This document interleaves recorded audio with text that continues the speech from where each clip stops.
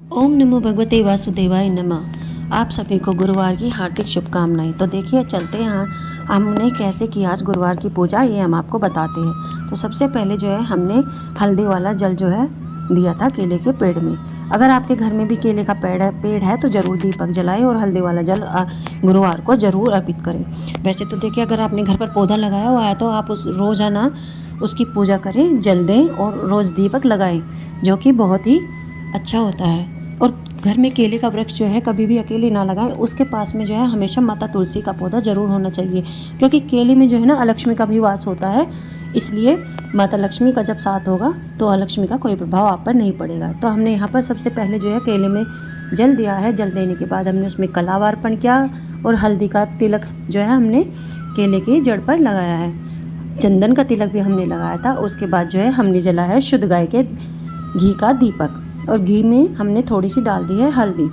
तो यहाँ पर हमने चंदन का भी तिलक कर दिया और गुड़ चने का भोग जो है आज हमने उन्हें लगाया है। तो यहाँ पर हमारे तुलसी जी में देखो शालिग्राम जी भी बैठे हैं।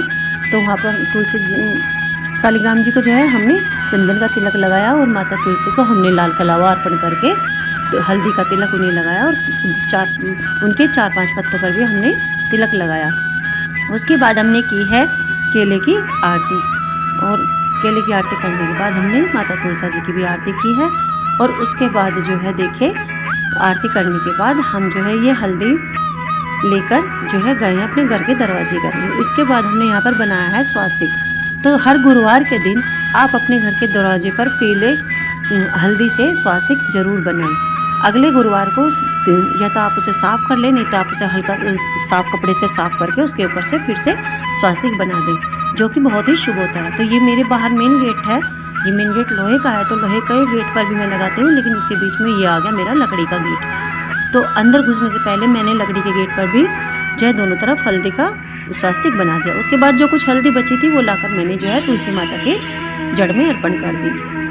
उसके बाद जो है देखो मैंने आज गुरुवार था तो सबसे पहले मैंने केले की पूजा की थी। उसके बाद मैं आई अपने मंदिर आने के बाद मैंने एक थाली में स्वास्तिक बनाया, फूल रखे और जो है जल में हल्दी डालकर अपने लड्डू गोपाल, भगवान विष्णु और बाबा श्याम को मैंने कराया था स्नान।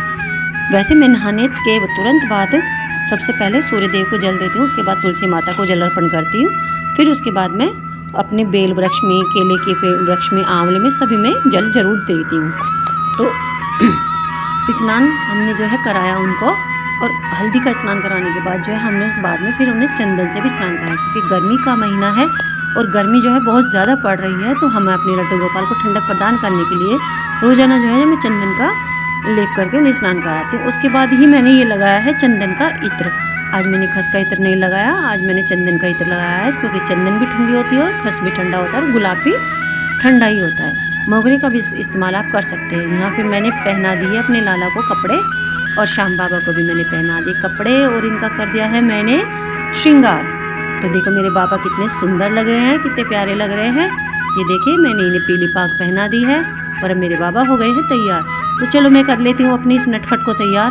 वैसे ही नटखट देखो मैंने अभी दूसरा फ्रॉक इसको पहनाया था, लेकिन इसे वो पसंद नहीं आया तो इसने मना कर दिया। ये मैंने लाडो के लिए निकाला था, लेकिन इसने जो है यही वाला फ्रॉक पहना। तो यहाँ मेरे तीनों लड्डू गोपाल जो है कपड़े पहनकर हो गए हैं रेडी।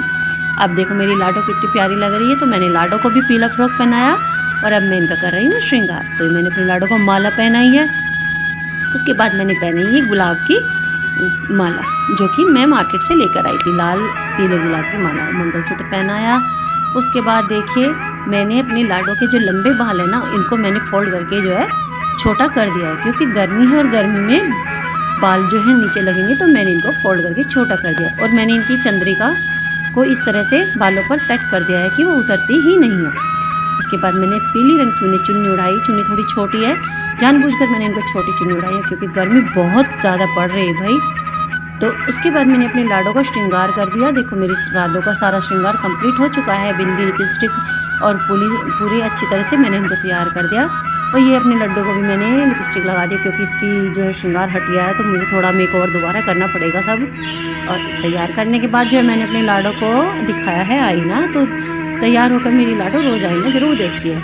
उसके बाद मैंने देखो लड्डू गोपाल के मस्तक पर चंदन का लेप कर दिया है, ताकि ठंडा दिमाग रहे, क्योंकि बहुत गर्म दिमाग है, ज़रा ज़रा सी बात पे गुस्सा करता है। ये मेरा लड्डू बहुत नटखट है। छोटी छोटी बातों पर रूठ जाता है। उसके बाद मैंने इसको बाल पहना है, बाल पहना के मोर पंख जो है मैंने इसे सर पे लगा दिया। कितना प्यारा लग रहा है ये देखिए।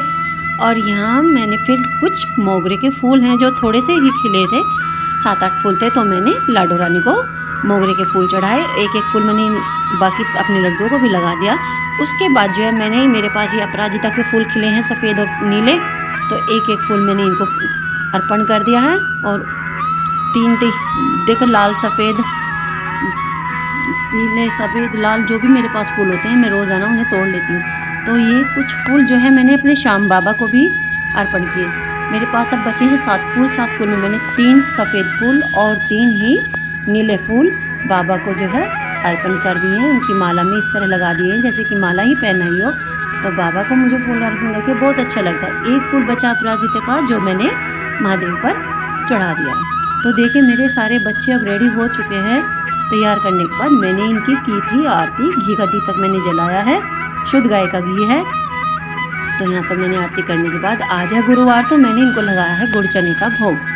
तो देखिए भाई सबको मैंने गुड़ चने का भोग लगा दिया है। और मैंने ये अलग अलग भोग रख दिया है। लाडो रानी का मैंने अलग रख दिया है और श्याम बाबा को भी जो है मैंने रख दिया, क्योंकि श्याम बाबा को मैंने बहुत ऊंचा स्थान दिया है, क्योंकि वो ऊंचाई पर ही रहते हैं, तो उनको मैंने ऊंचा स्थान दिया हुआ है। तो बाबा का मैंने अलग रख दिया। तो देखो मेरे बाबा का मन भी फूलों से बहुत अच्छे सजे हुए हैं, देखो कितने सुंदर लग रहे हैं। तो भाई आपको मेरा छोटा सा ब्लॉग कैसा लगा कमेंट करके ज़रूर बताइएगा। और कमेंट में जय श्री श्याम, जय श्री राधे या जय श्री हरि विष्णु ज़रूर लिखिएगा। राधे राधे, हरे कृष्ण। तो मिलते हैं अगले ब्लॉग में, तब तक के लिए राधे राधे, जय श्री कृष्ण।